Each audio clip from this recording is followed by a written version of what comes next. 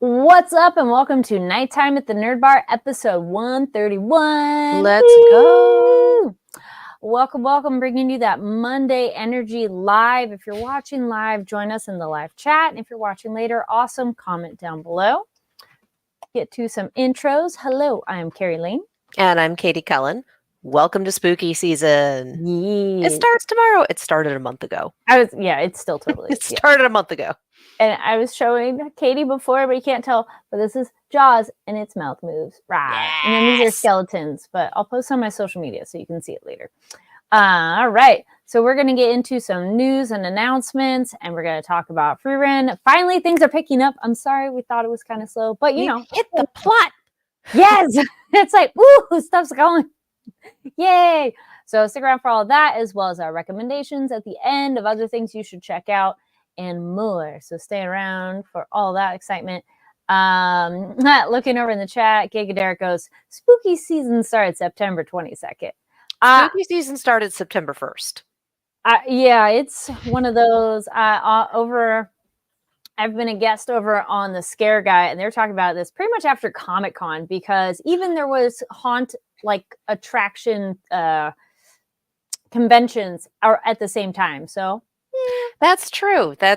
I did do Midsummer Scream, which was the same weekend as Comic-Con. Mm-hmm. So, but that's also why it's midsummer. Then in a couple weeks we have Son of Monsterpalooza. And that's just the local spooky collect. Yep.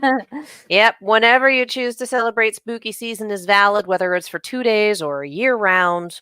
However you choose to do it is fine. Giga Derek also goes, yes, hi. Hello. Hi. Yeah. Hi. All right. So let's get into things we're excited about. Yes. And hold on, I'm just changing. I was going to say, I think you're starting us off today. First one. I was like, hang on. Like, don't want to close the wrong window. The biggest Monday energy. Yes. All right. So our first announcement is involving a show. Bandai Namco Filmworks announces season 2 of Wistoria, Wand and Sword. And so they've celebrated the conclusion of the first season, and by announcing the production of the anime's second season, so earning rave reviews from fans, from the manga, and newcomers alike. So I'm like, oh, yay, that's awesome. Oh, there it is. I'm like, artist behind the original manga, Toshi Ao, drafted an original artwork in celebration of the announcement of the anime's second season. Woohoo! Nice. If you want to check out the first season, I haven't watched this yet. It looks really cool. I've seen some positive reviews on it. Style looks really great. You can go check that out over on Crunchyroll, and you can go find out more information on the show at wistoria-anime.com, and you can find their social media accounts at wistoria_en on social media. I hear some pretty good things. From what I've seen, the Sakuga is unbelievable. And it's similar to Mashle in that we have non-magical person at magical school, but the person is a swords master. Ooh. And holy cow, again, those fight scenes are just beautiful. Absolutely from what I've seen. Yeah. So if you want some really artful Sakuga in your life, Wistoria, Wand and Sword. Nice. All right, we have a big announcement from Tokyo Pop. I'm probably going to mispronounce this name, but we are going to do our absolute best. Tokyo Pop promotes Lena Atanasova to editor-in-chief. Publisher Tokyo Pop has announced that it's promoted Lena Atanasova to editor-in-chief. She joined Tokyo Pop in 2018 and most recently held the position of brand editor for Tokyo Pop's all-inclusive imprint Love Love. Under her leadership, Love Love's catalog has grown to over 100 titles, bringing a diverse range of romance content to fans across the globe. I had the opportunity to speak with Lena during Anime Expo. That interview is over on Comics Beat. She is the most prepared interview I had at con. She had books that she was holding off of frame so that when we could talk, she would have them available. Like, nice. She 110% knew her stuff, knew what she was talking about. This is an excellent fit. Thank you, Tokyo Pop, for keeping us in the loop, and congratulations to Lena. Woo! I'm just laughing at the clapping. I was like, yeah. Yes. Clap. All right. I mean, So- big deal. Very big Oh, yeah. deal, though. Absolutely. Totally. I It love is a hell love of a promotion and well deserved. So, it. yes.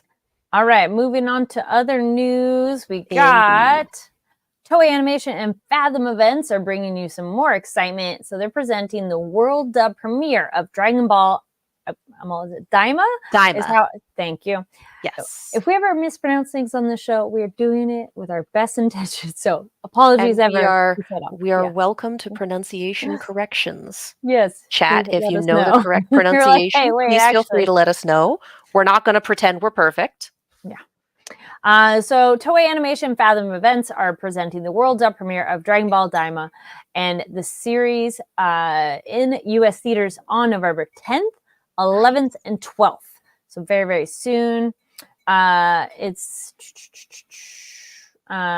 Will feature the first 3 episodes of the series.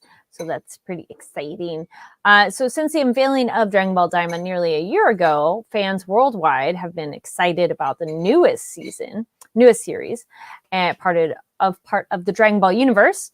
And so now, on the heels of the news of the series, October 11th subtitle broadcast debut, Toei Animation Fathom Events have revealed the plans to bring the world dub to everybody. So that's awesome in November. So limited theatrical event, and you'll be one exclusive opportunity to be among the first in the world to watch the new English dub, and only in theaters. Any other information? So yeah, go check out.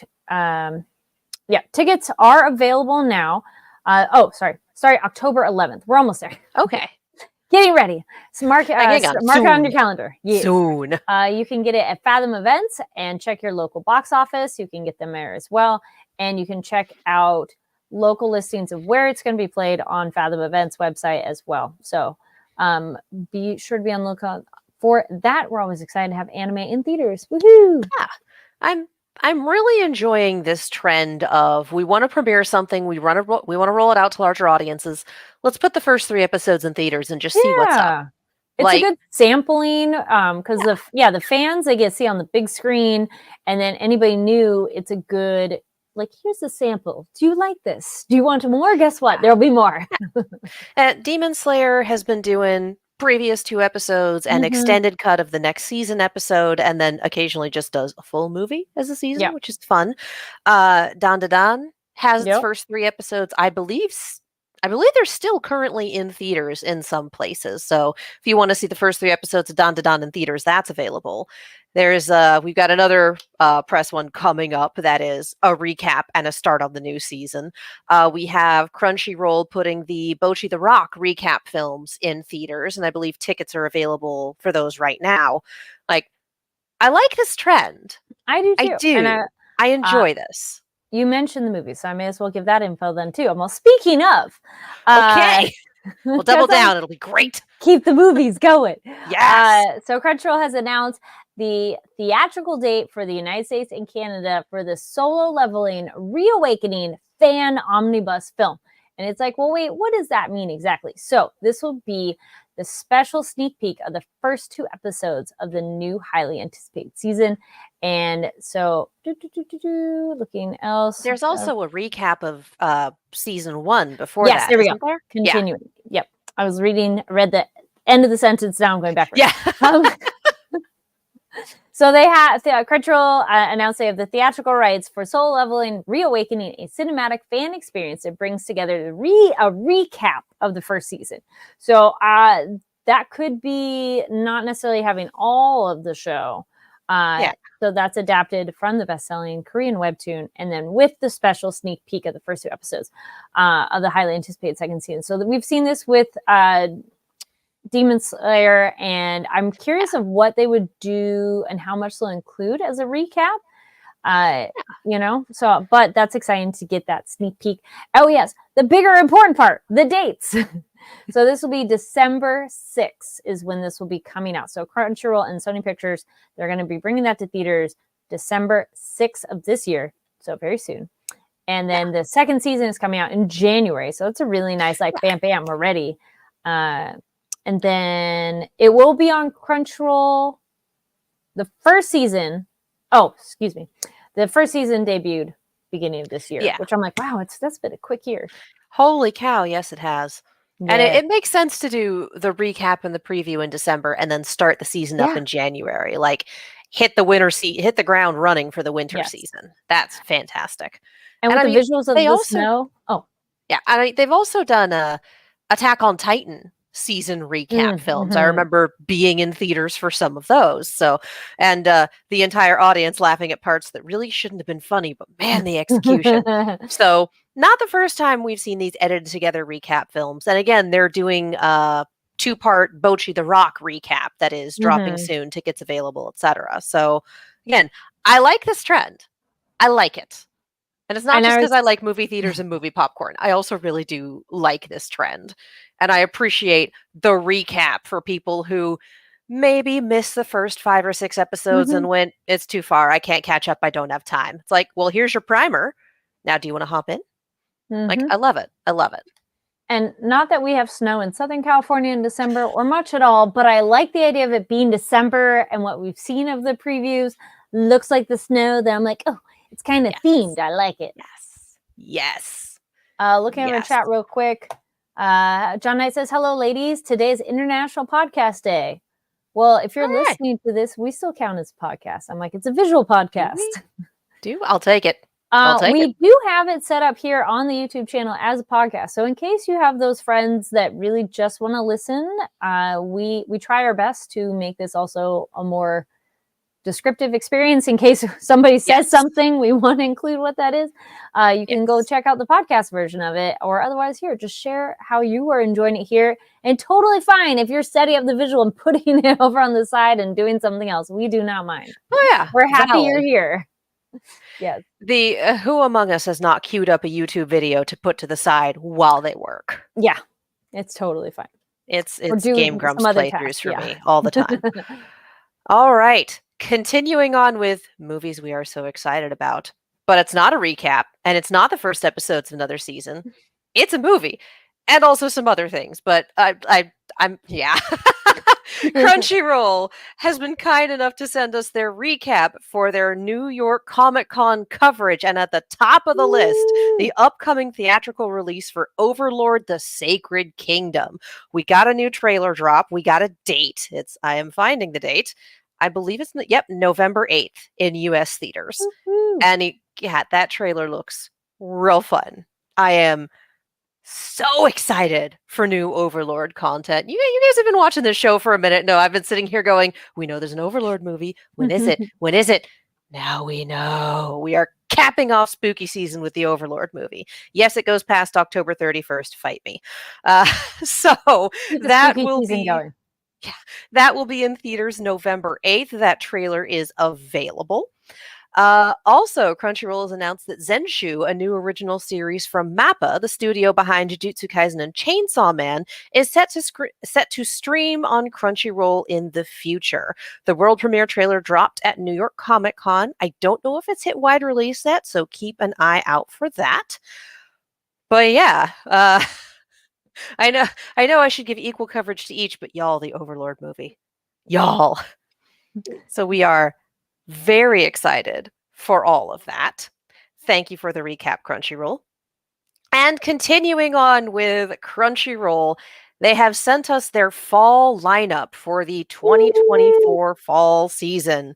Y'all, it's a big one. I'm just going to give you a couple of titles. We're not going to go fully down the list because y'all, even just the subtitle of the email, Dragon Ball Daima, Blue Lock, 2nd season, Dan Da Dan, ReZero, Starting Life in Another World, season 3, Shangri-La Frontier, season 2, Trillion Game, and more. And whenever they send us these, the PDF is always like 10 pages long at least. It's always very impressive. So October 11th is when Dragon Ball Daima drops. October 3rd is when Dan Da Dan shows up, and that is this week, you guys. Woo! That is, I want to say, that's Friday, right? The what date?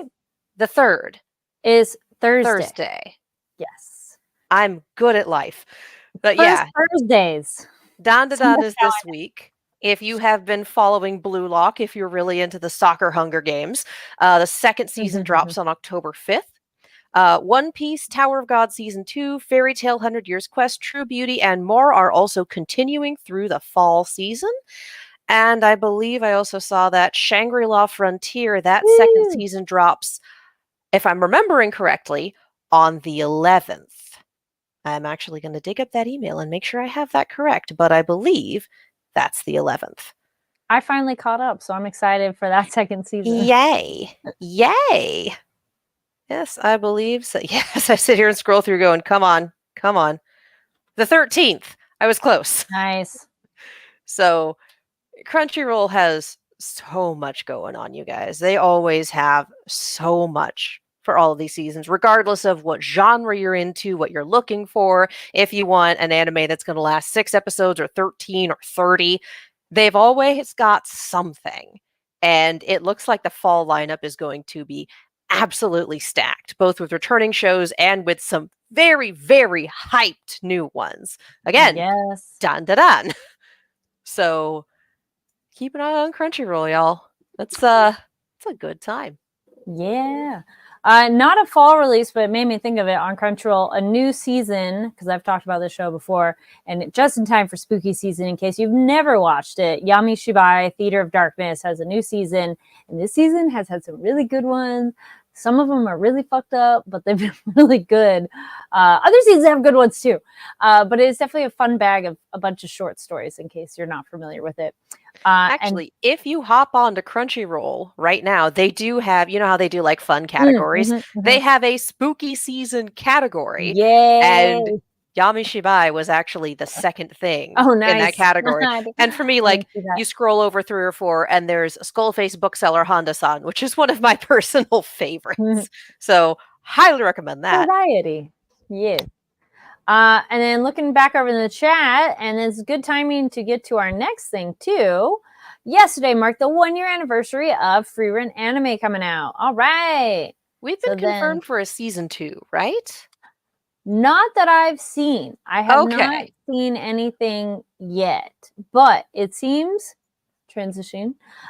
Free Rent has been very popular and well received. I mean, that's one of the reasons we picked it. One of the reasons we went back to it. It's one of those things like, you know, it's looming on the horizon. We knew it. We knew it was popular, but it's one of those first world problems. Too many things to watch. So hadn't got a chance to see it. But I think with such wide and well-received reception, I would think they're going to do a second season. But I haven't seen anything yet. Chad, if you've seen anything, let us know. Credible sources, please, if you've seen that. But yeah, let's get into it. I am so glad we are watching this in chunks. I 3 feel at a like time. if this is week to week, I would be sitting here going, okay. Because like the first one we watched, episode 5, we hit the end and I was like, that did not feel like a full episode. I know it was. It didn't feel like one.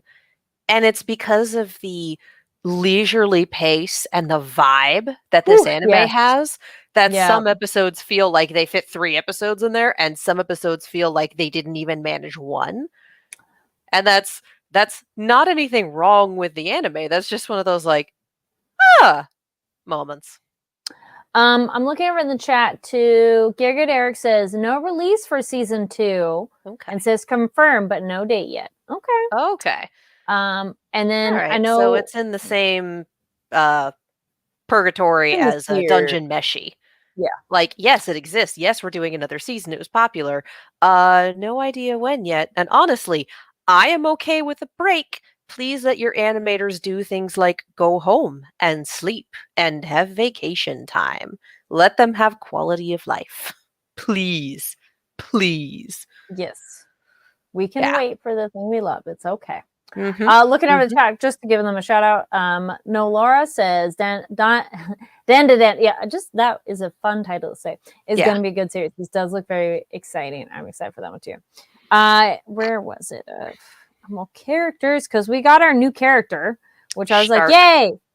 Was it? It drives me wild that it's spelled Stark, but they're pronouncing it with like the SH, so it's just Stark. I'm like, okay. Yeah. You're like, sure. That's what we're doing. That's what we're doing. I'm here for it. But it's like she just keeps calling him Mr. Stark, and I'm sitting here going, Yeah. I did not spend 10 years in the MCU dungeon to not like have that immediately ping Iron Man. Like, and that's a me problem. That's not anything the anime's done wrong. That's a me problem. Big Zenitsu vibes from him. Yeah, they're spelling it like Stark. Yeah, they are. Yeah, Stark. Yeah. I pulled the. Oh, of course you can't say that. Yeah. But I was like, okay. I'm like, I know you said it, and I'm like, I just have to see it too. Yeah. Yeah, a little bit where it's just a surprise, but he's not. No offense to Zenitsu fans, he's not as annoying. He's not a wet rag. Yes, he's just. He has the.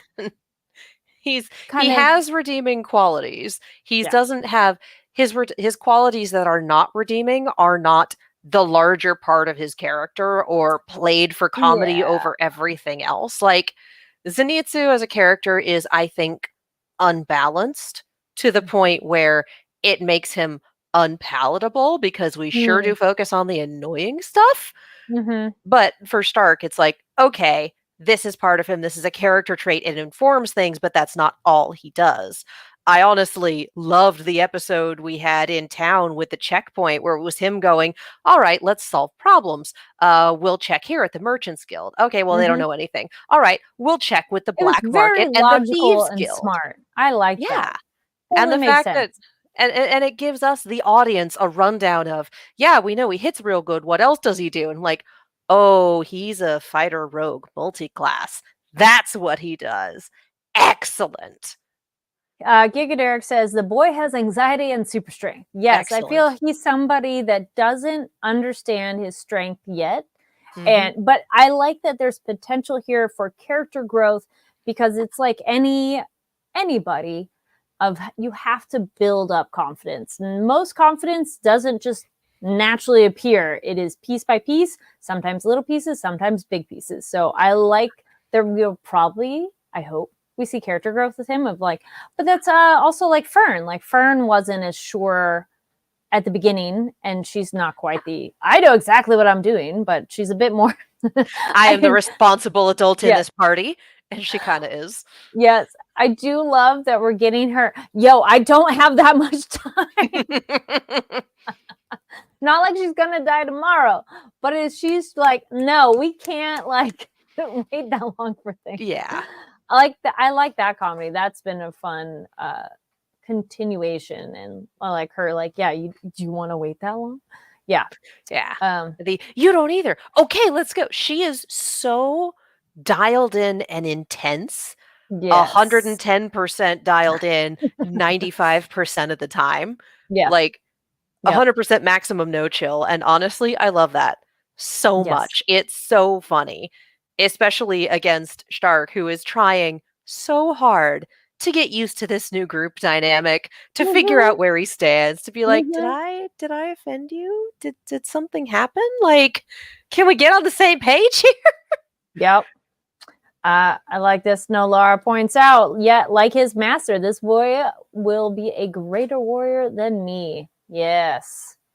I did love the drawing of the parallels between him and Aizen. And like my body reacted because I was afraid of him. Like he is that powerful.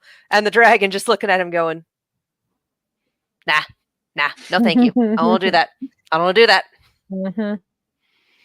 And then I'm appreciating Friren's like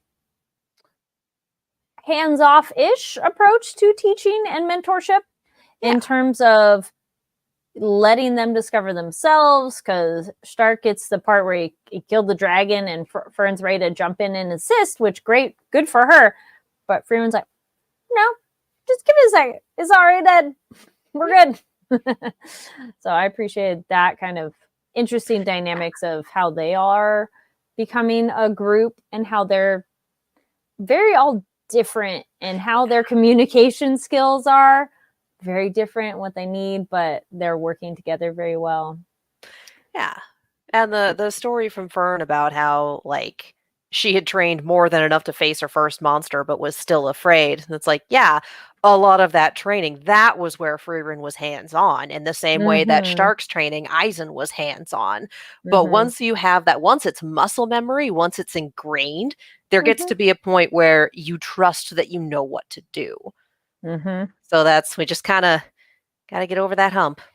Well, semi jumpy ahead, but the bigger part of the plot that we're getting, and speaking of trust, I appreciated that we were giving the oh no, demon's bad, because I was curious whether they were going to go, and then yeah, chat chime in if you think differently. But I thought it was really interesting because at first I had the impression, are we supposed to trust Freeren's opinion of it? Are we?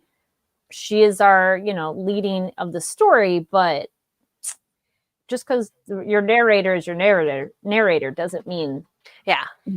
dumb. So I like the show went, no, they are bad. I do. I was initially upset that we got that little cutaway of him going, "Oh yes, we are evil." Cuz like, okay, come on, for real, we're just going to go with and this race is evil because like I was initially disappointed in that reveal, Okay. especially since it happened before the whole scene in the son's bedroom, which not knowing one way or another I think would have been more powerful, and then getting the oh ho ho ho ho afterwards. But again, watching this with my roommate, who her media analytical skills are something else, excellent.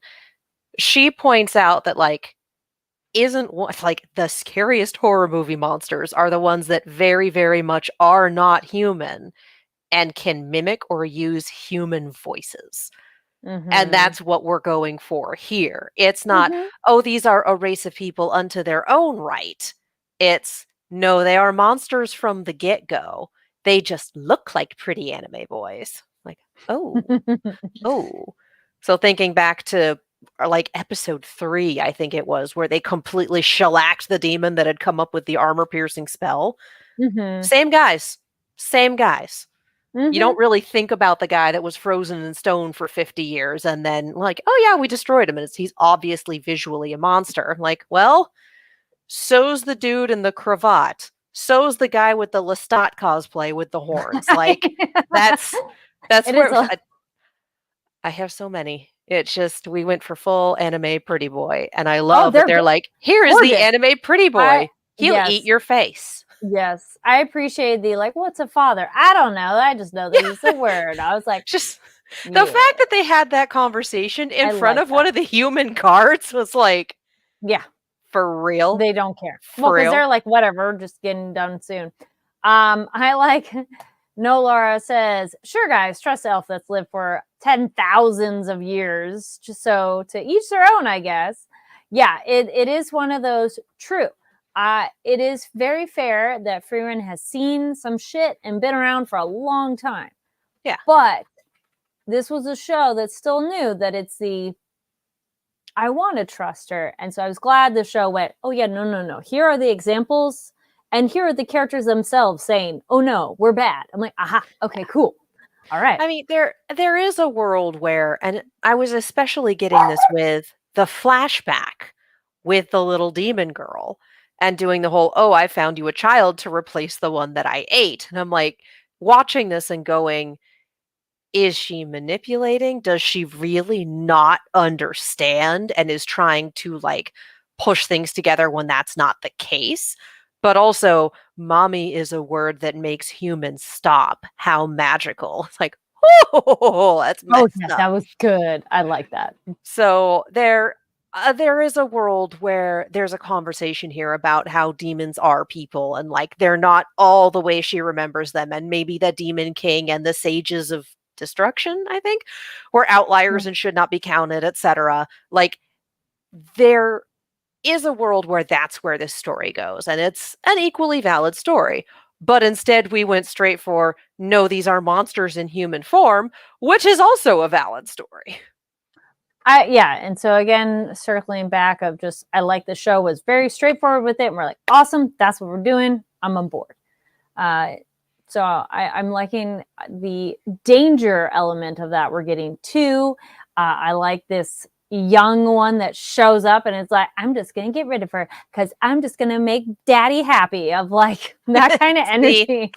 I'm removing an obstacle. I'm the Mhm. executioner. Don't Yeah. fight. Like, Yeah. oh, you got a storm coming. I know. And we're sitting there and I like Freeman going, I'm really powerful. I like how both of their deadpans just match Mhm, so mhm. well. I'm strong, right?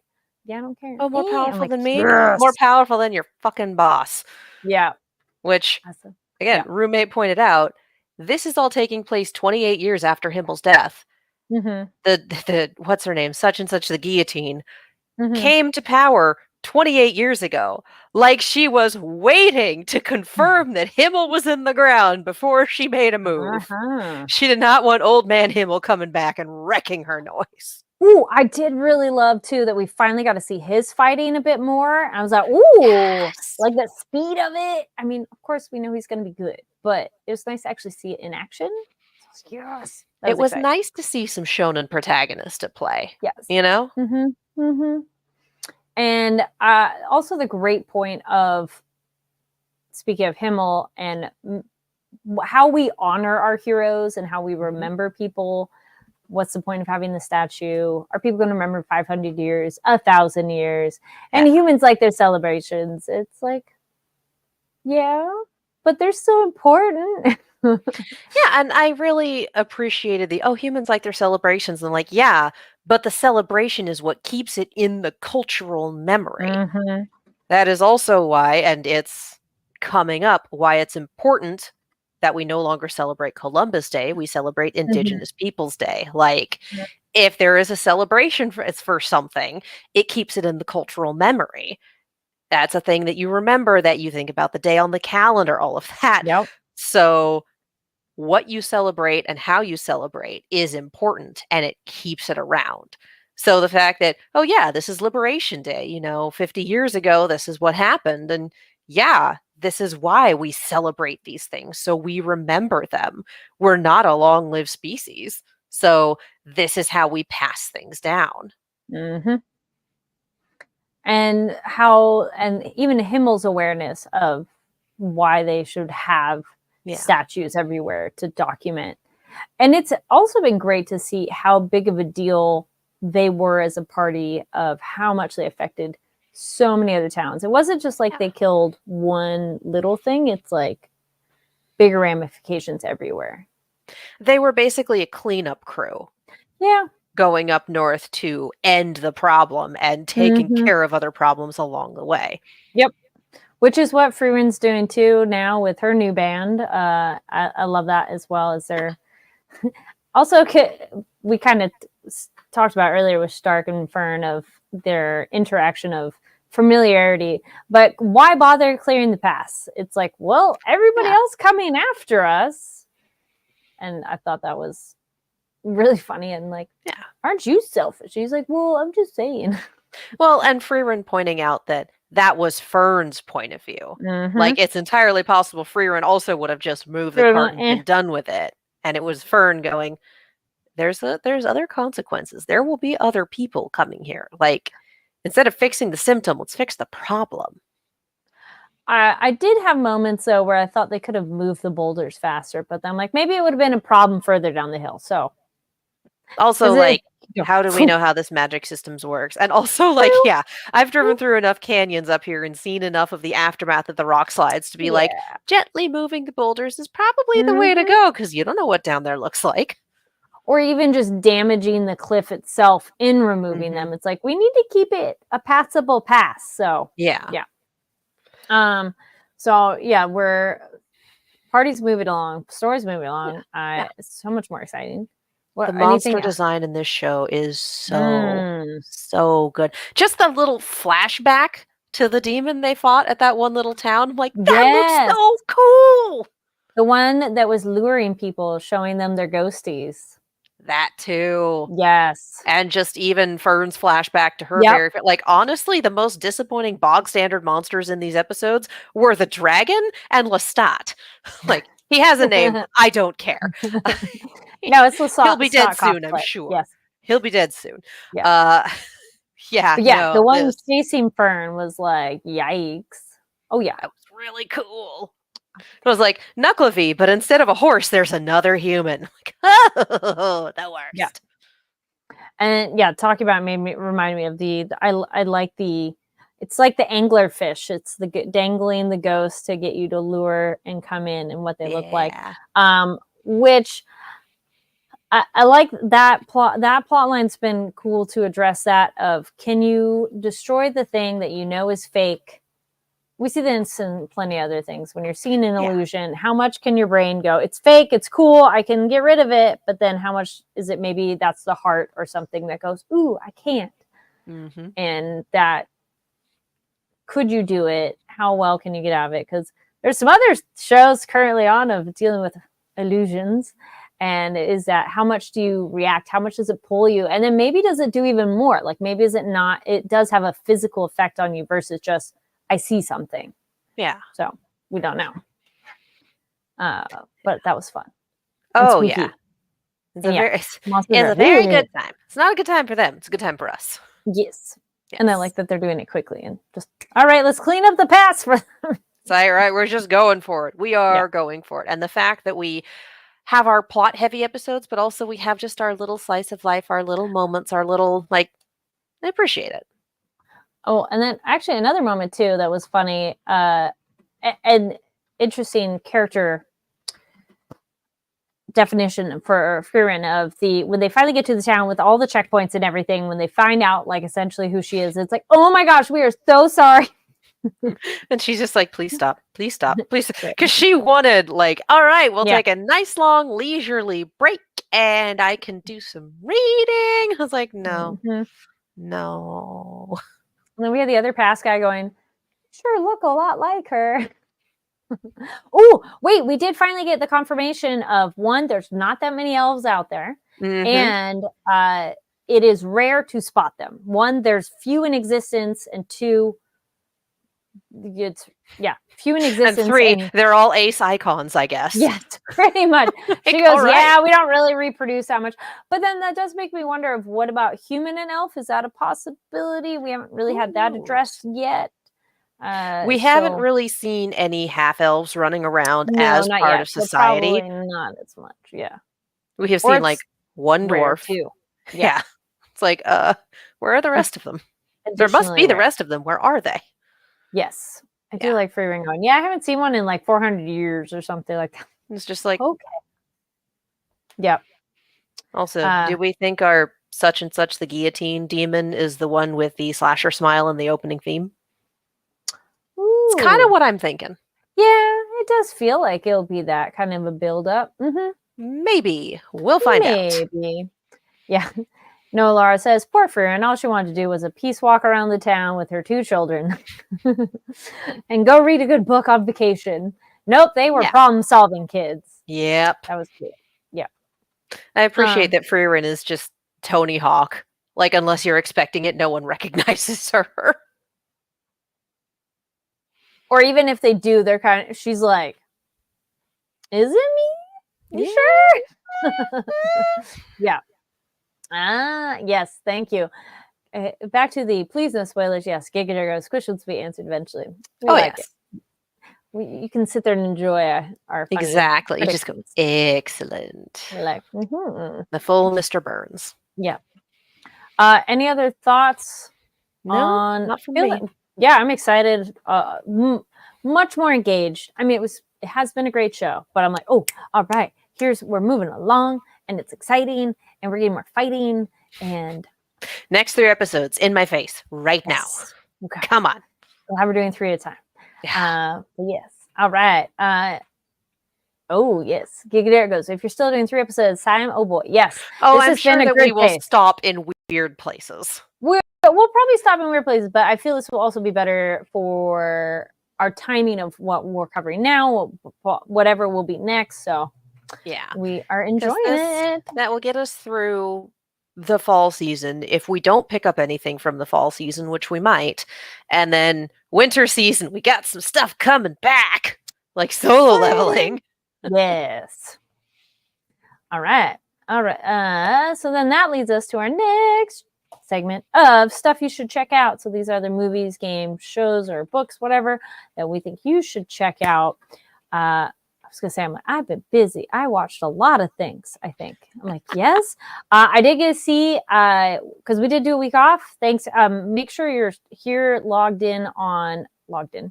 Subscribe to the Fanversation channel and have the notification bell, because in case we have time off, we want to make sure you don't miss anything. But while I was gone, I was able to see a drunk Shakespeare production of Macbeth. Nice. It was very fun. Nice. Yay for live theater. Go support local live theater if you can. Check out in your area. It was a very fun time. I did watch all of Bad Sisters. It's on Apple Plus. Very dark comedy, but very entertaining. And you can go look it up. But definitely on the darker side of comedy. So there's some things in it, trigger warning of, it sucks. But it is still funny. Quick synopsis of awful husband is dead at the beginning of the show, and it's 5 sisters, and one of them's married to this awful guy. And the plan is they want to kill him. But how does it happen? And so it kind of jumps around in time of telling you how things go down. Yes. Wow. And they make him awful, which they kind of have to make you go, yes, please, get rid of him. So you get to see some of that awfulness, and that is very real world of what happens to some people. So it is like, so some of that's like, meh, but it's still very funny and a lot about family and everything. So that was very entertaining too. Started Agatha All Along. First 3 episodes are on Disney Plus. Very fun. Great in time for spooky season. I mean, it would maybe help if you saw WandaVision, but it's okay. They reference it, but not really. Don't need to be caught up to date on the Marvel stuff. There's a really funny video online of the actress for Agatha All Along, and she sings the Marvel history of stuff.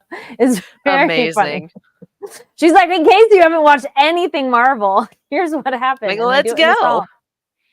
And then I think that's the big ones I've mainly watched. So yeah, very. You finished Shangri-La Frontier, yeah? And finished Shangri-La Frontier. Yes, thank you. That has been a very fun show. It does end like, wait, that's the end? What? Right? Yeah. But yay for season 2 coming out very soon. So if you want a fun adventure show, Shangri-La Frontier is pretty amazing, and season 2 is coming out real soon. So you got a lot more content. So highly recommend Shangri-La Frontier. We will most likely not be covering it on the show, but like, we'll probably drop in and say things. Yeah. Do the thing. It's very, very fun. Yes. Real quick before I throw it to Katie. Gig Derek goes, I saw Transformers 1. Very fun movie. I'm hearing good things. I've seen people post about it. They've been really liking it. I'm always a little leary of Yes, full celebrity voice cast, especially for a long established property like that, because it's for me in particular, it's very hard to do Optimus Prime that isn't Peter Cullen. And Frank Welker is always going to be like, we've had some good Megatrons, but like Frank Welker though. Frank Welker though. So it's always a little hard for me to get over those obstacles. And that is a me thing. That is not anything against anyone in the movie, anyone doing that. No, that is a me thing. So it's on the list, but I'm working on it. Yeah. Once again, I have not done much new because burnout is a thing. Hulu did figure out its issues with its licensing for Cutthroat Kitchen. So I have been watching through some of the seasons I haven't seen. Woo! And I'm currently on a spooky tournament where everything is horror themed and it's hysterical. And yeah, we have continued with our New Game Plus final draft playthrough of Alan Wake 2. So that is taking a lot of like, do we want to watch something? No, let's do Alan Wake. Because we do have to return the console from where we borrowed it eventually. So like, it's a time investment. But it's worth it to play the game twice, even just as early on in the second playthrough as we are. It's, oh, that's different. Oh, that's new. Like, they really do make the New Game Plus worth it. And we're only about 5-6 hours in. Nice. So yeah, Alan Wake is excellent. Cannot wait for Control 2. Supposedly we're going to get a Control TV show, which, give it to me. give me this updated X-Files. Let's go. Ooh. Oh yeah. No, it's the Remedyverse is kind of insane, and we love it. Looking over in the chat, Giga Derek says, I can vouch for this voice cast, referring to Transformers. Hemsworth comes off somewhere between Cullen and Kaplan. All right. Intriguing. I mean, it's an origin movie, so not bad. No, Laura says, also check out Uzumaki series. It's perfect for spooky season. All I'm going to say is, all right. That one is, I think it's via like Toonami. It's on Max, I think. And or at least I saw an ad on Roku for it. So that's how I look it up. Yeah. But I read that one. I'm like, I have it back that way. I have the Uzumaki book. It is Junji Ito is already like really dark and twisted. Uzumaki twisted. But that one has some like wonky visuals that I'd be curious to see how that is as a show. What'd you find? Yeah, you were 100% right. Adult Swim's Toonami block, and stream on Max the day after its Adult Swim debut in both sub and dub. Nice. Oh, cool. Yeah. I was wondering that because I was like, Toonami generally does English, right? So, yeah. And it looks like it just started. Ooh, like the first episode dropped on the 28th. Nice. Which then I was like, we do know some voice people involved in that, I think. So awesome. I'm excited that that's out. But then speaking of that and checking out our stuff, where can people find you online, Katie? You can follow me all over the social medias as well as on YouTube and Twitch at Kiaxet. That is Kiaxet. If you want to be seasonally appropriate, I am also on Silver Screams on YouTube. It is a horror channel that I do with my roommate. The A+ content on that is the Mummy recap, which is very funny. It's very funny to do that. And the reaction videos, because I am not a horror person and my roommate is. So if you want to see that go down, that is where. The Halloween trailers, just every time, jump right out of my skin. Why do you put yourself through this? For comedy and content. Because it's funny.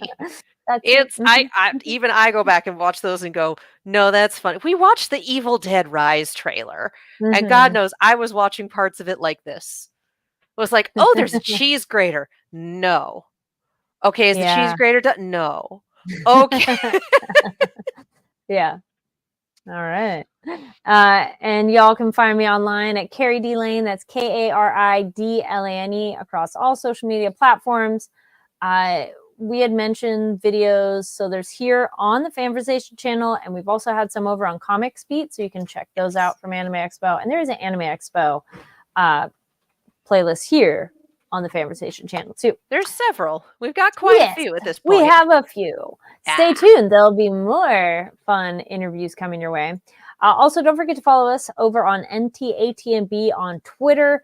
We post stuff on there as well, often visuals about things we're talking about, but definitely our own channels or platform names, usernames. But yeah, following here on the Fanversation channel, make sure you're subscribed and giving the video a thumbs up. Yes. And yeah, welcome to spooky season. I'm like, yay, beginning of October. Go. We're here. All right, thanks everybody for tuning in, and we'll see you next time. Bye. Bye. Spooky.